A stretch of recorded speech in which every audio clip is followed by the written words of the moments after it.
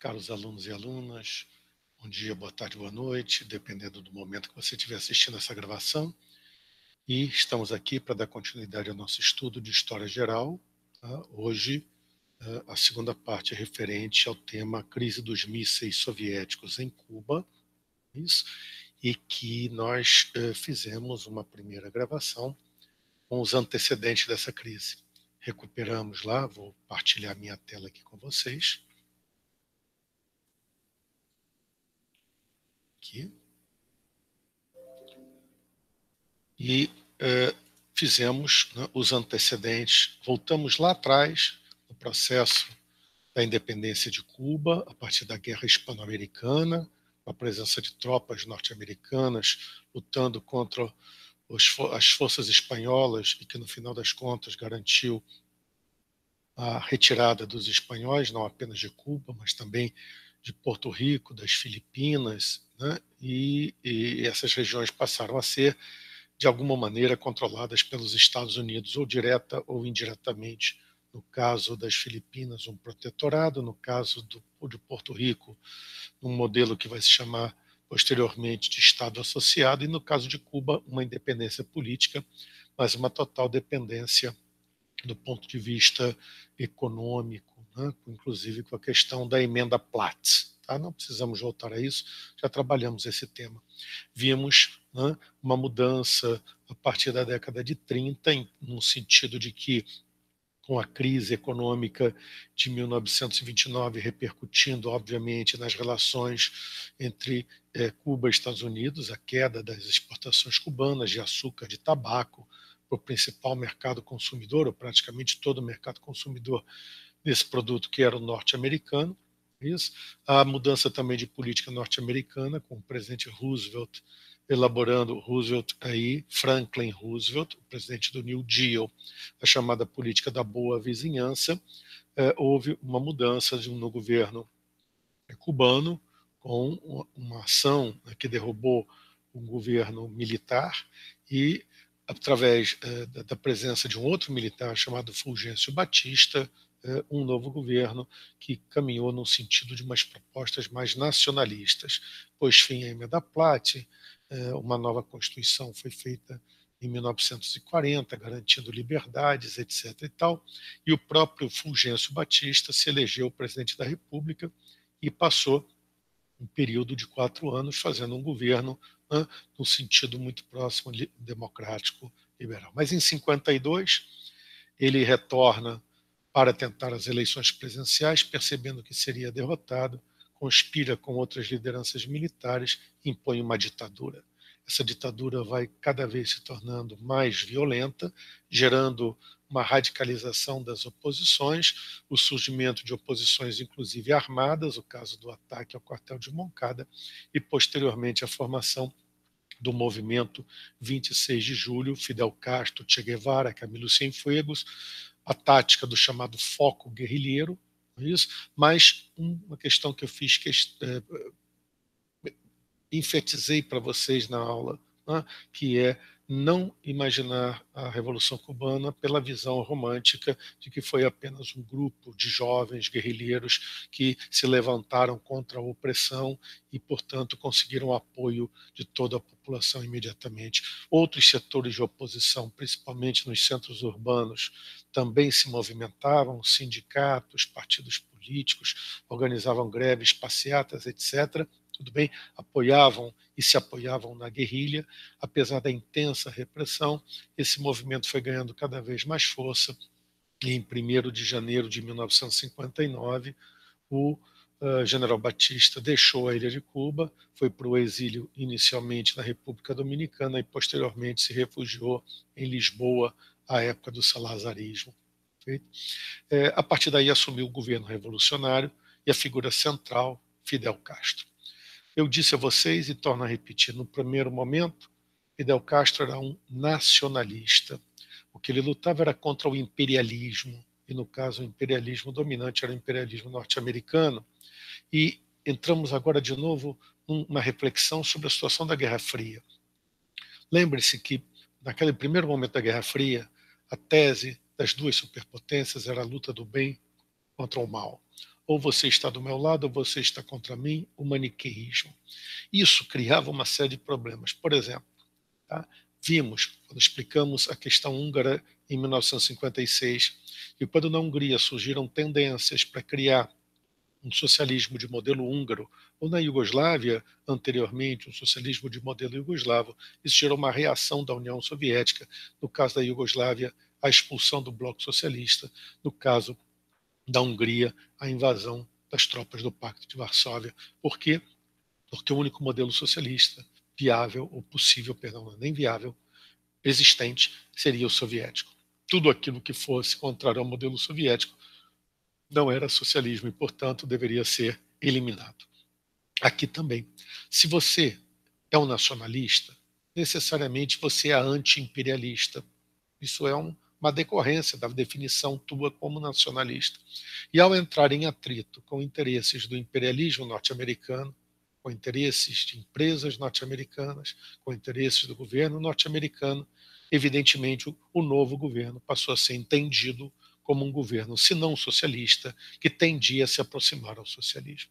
Perfeito? E as medidas foram: a nacionalização da propriedade da terra significava estrangeiros não poderiam mais ser donos de propriedade de terras em Cuba, e daí uma reforma agrária que distribuiu terra entre os camponeses cubanos. Tá?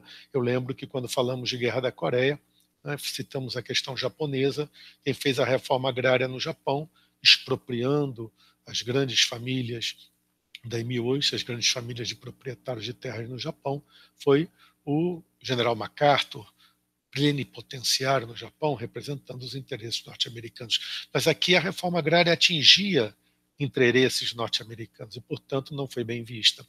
A formação de tribunais revolucionários, tribunais que julgavam e imediatamente executavam a sentença, com muitas execuções à morte, que era um processo dentro da radicalização da Revolução e que também representava uma reação a uma série de situações de justiçamento sumário que tinham sido realizados à época do governo Batista.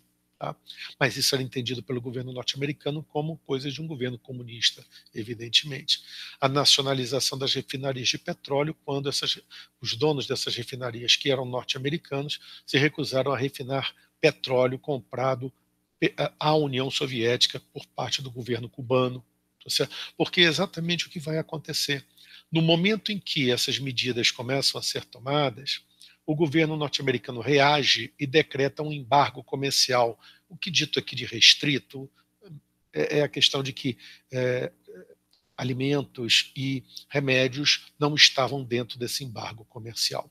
Isso levou a uma aproximação da União Soviética a Cuba, aproximação oferecida pelo governo soviético. Fidel Castro se encontrou com Nikita Khrushchev, o secretário-geral do Partido Comunista da União Soviética, em 1960, na ONU, em Nova York, quando Castro foi à Assembleia Geral da ONU para fazer um discurso. E ali eles concretizaram, não nesse momento, mas já tinham tido início, uma relação de aproximação comercial, já que os Estados Unidos se recusavam a vender produtos para Cuba e a comprar produtos cubanos, a União Soviética se ofereceu. Isso gerou essa aproximação, o que levou os americanos a confirmar a sua tese. Esses revolucionários, na verdade, sempre foram comunistas, eles apenas estavam escondendo o fato. A partir daí, é um jogo de pressão e reação. Em 1961, ainda é o último ato do governo Eisenhower, importante em política externa, o governo dos Estados Unidos rompeu relações diplomáticas com Cuba. Tá? E já no governo Kennedy, que assumiu em janeiro de 61, houve o ataque, a tentativa de desembarque de cubanos contrários a Fidel Castro, apoiados pelos Estados Unidos na Baía dos Porcos, em Cuba. Mas por que cubanos anticastristas? Bom, primeiro os que saíram quando Batista fugiu, aqueles que apoiavam o governo Batista, com receio do que viria. E depois, dentro do campo do governo revolucionário, também houve problemas. Evidentemente, quando o governo Castro começa a se aproximar da União Soviética, muitos que eram contra o governo Batista, mas não aceitavam essa aproximação, porque consideravam uma ameaça à introdução de um regime socialista em Cuba, também se colocaram na oposição. Foram presos, muitos deles, e foram, muitas vezes, extraditados ou exilados, e procuraram normalmente os Estados Unidos como ponto de refúgio. A partir do fracasso dessa tentativa de intervenção armada aqui na Baía dos Porcos, quando houve, né, os anticastristas cubanos, financiados pelos Estados Unidos, treinados pela CIA norte-americana, tentaram, né, desembarcar em Cuba para formar um movimento de guerrilha contra o governo de Fidel Castro. Eles foram derrotados e Castro então declarou o caráter socialista da revolução e a adesão de Cuba ao bloco socialista. A pressão norte-americana evidentemente aumentou. Cuba foi suspensa da OEA por pressão norte-americana, Organização dos Estados Americanos, foi expulsa do TIAR, Tratado Interamericano de Assistência Recíproca, e o governo Kennedy estabeleceu um embargo total à ilha de Cuba. Ao mesmo tempo, o governo dos Estados Unidos, preocupado com o fato de que Cuba, a ideia da revolução poderia se espalhar pela América Latina, lançou um programa de ajuda à América Latina em março de 61, a Aliança para o Progresso, a ideia de que com a ajuda econômica você superaria a ameaça do comunismo, porque o comunismo só ganharia força se houvesse miséria, se houvesse pobreza, seria uma espécie de plano Marshall para a América Latina. Nunca foi, mas era uma forma dos Estados Unidos tentarem se contrapor a esse modelo.